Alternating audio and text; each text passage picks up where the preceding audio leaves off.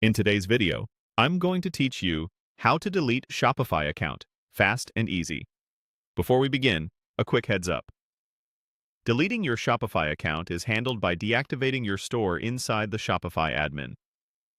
Once you complete this process, your storefront goes offline, your admin access is limited, and Shopify may retain data only for a short time.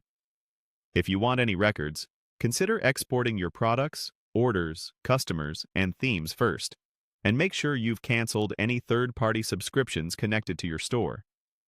Also, if you purchased a custom domain, manage it with your registrar so you don't lose it unexpectedly.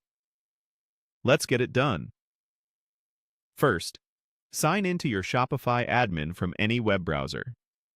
When you land in the admin, make sure you're on the main dashboard by clicking Home in the sidebar. From there, look to the bottom left corner and click Settings. In the Settings menu, open the Plan section. This is where Shopify shows your current subscription and store status. You'll see an option to cancel. If you're on a free trial, it appears as Cancel Trial. If you're on a paid plan, you'll see options to deactivate the store and settle any outstanding charges. Click Cancel Trial if that's what you see, or proceed to the deactivation flow shown on the screen. On the deactivation page, choose Deactivate Store and pay current billing cycle charges, if any. Shopify will present important information about what happens next. Read it carefully, then check the box that says I've reviewed the information above to confirm you understand the changes. Click Continue. Next, Shopify asks why you're closing the store. Open the drop-down that says, Please select and choose Permanently Closing. You may also see a question that says, What is the main reason you are closing this store? Pick the option that best fits your situation.